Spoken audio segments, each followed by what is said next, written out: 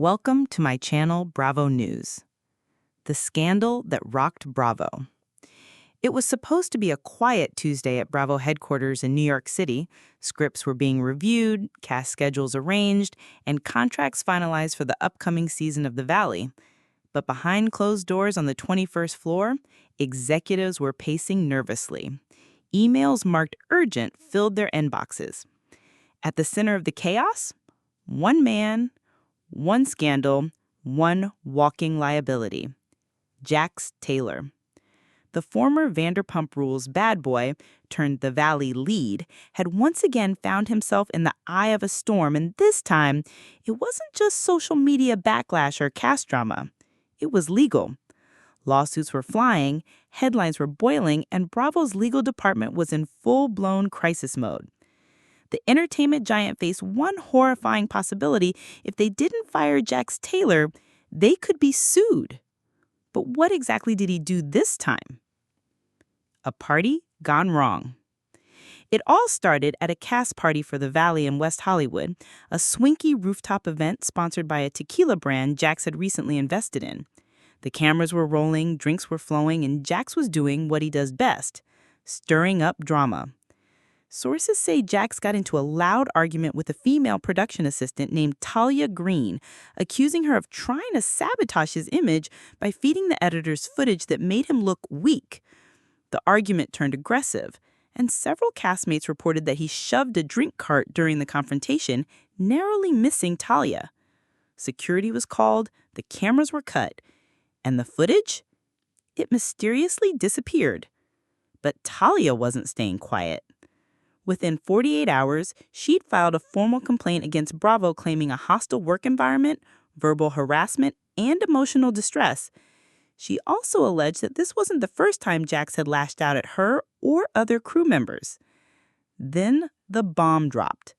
Talia's lawyer threatened a class action lawsuit alleging that multiple Bravo employees had raised concerns about Jax's behavior, but the network continued to protect the talent over the staff. The Bravo leaks. As the internal investigation ramped up, leaks started surfacing. A damning email from a producer in 2022 in which they warned Bravo execs that Jax is a ticking bomb and were one lawsuit away from disaster. Another message revealed that Lisa Vanderpump herself had distanced from Jax in recent years, allegedly warning the network to get ahead of the PR before it explodes. Then came the recordings. TMZ obtained an audio clip where Jax could be heard yelling, "I run this show. I am the fucking Valley. Fire me and you'll tank your ratings." The fallout was instant. Social media exploded with hashtag FireJaxNow and hashtag Justice for Talia trending on X, formerly known as Twitter. Former castmates started speaking out. Kristen Dute shared a cryptic Instagram story that read, "Some truths are too toxic to stay buried. Believe women." Even Stassi Schroeder weighed in. "I'm not surprised. This has been brewing for years." Bravo backed into a corner. Inside the Bravo boardroom, panic turned to strategy. A Zoom call with top legal counsel, network executives, and public relations advisors was hastily arranged. "We need to consider termination," said Dana Millen, head of talent compliance. "If we don't, we're opening ourselves to massive liability. Do you know what happens to the Valley ratings if we cut our lead? Love him or hate him, he brings the chaos viewers crave." Legal stepped in. "That chaos is about to cost us millions in settlements and possibly even network sponsors." It wasn't just about Jax anymore. It was about Bravo's brand, already under fire from critics who claimed they protected problematic talent for too long. With Scandoval still in recent memory, Bravo knew it couldn't survive another PR disaster. Jax's counterstrike. But Jax wasn't going down without a fight. He took to Instagram Live sitting shirtless in his Valley Village home kitchen and addressed his 1.3 million followers. "This is all BS. These people are trying to destroy my reputation because I don't play the Hollywood game. I'm raw, I'm real, and that scares the suits at Bravo." Then, the shocker. "I've got my own receipts, emails, texts, even videos. If they fire me, I'm not going quietly. I'll burn this whole thing down." The internet was divided. Some fans backed him, calling it cancel culture overreach. Others demanded Bravo take responsibility and clean house. Meanwhile, Page Six ran a headline that sent a chill through the network. Bravo faces massive legal blow if Jax Taylor not fired. Exclusive attorney source. Britney's breaking point. While the scandal scorched Bravo's reputation, things weren't any calmer at home for Jax. Brittany Cartwright, his estranged wife and co-star, was caught in the crossfire. Although they were separated, the two were still filming and co-parenting. Privately, Brittany was torn. She'd stood by Jax through his cheating scandals, bar fights, and even his dramatic Vanderpump exit. But this felt different. "I can't protect him anymore," she reportedly told her mother in a tearful phone call, overheard by producers. She began speaking to producers privately, asking for reduced filming days and a potential spinoff that didn't include Jax.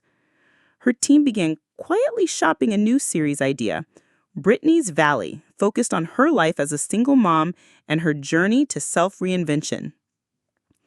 The timing couldn't have been worse for Jax, and better for Bravo. The network decided. After a tense week of deliberation, Bravo issued a statement. Effective immediately, Jax Taylor will no longer appear in future episodes of The Valley.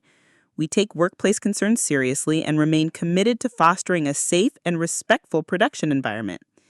The decision sent shockwaves. Filming was halted, sponsors like Celsius and HelloFresh pulled out temporarily. Jax's management dropped him within 48 hours. Even Lisa Vanderpump released a carefully worded statement, "Accountability is necessary for growth. I wish him well." But the drama wasn't over. Jax sues back.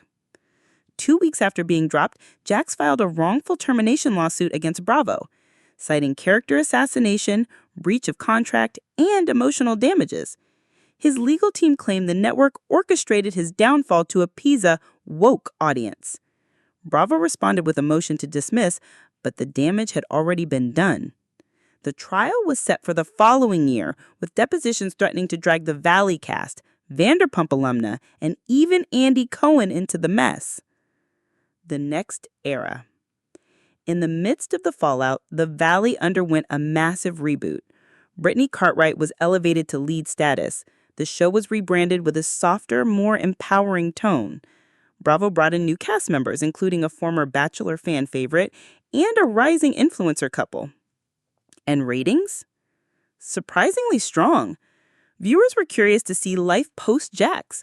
Brittany's single mom arc resonated with many. A new tagline emerged. The Valley. No villains, just truth. But in reality television, the truth is rarely clean. The final twist.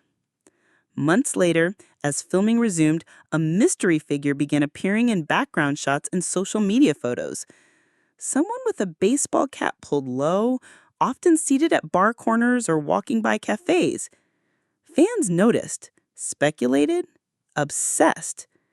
Then came the teaser trailer for the mid-season finale. A blurred-out figure walks into a party. The cast gasps. Brittany drops her drink. Kristen shouts, "Oh my God, you shouldn't be here." The screen cuts to black. A voice growls, "Did you really think you could erase me?"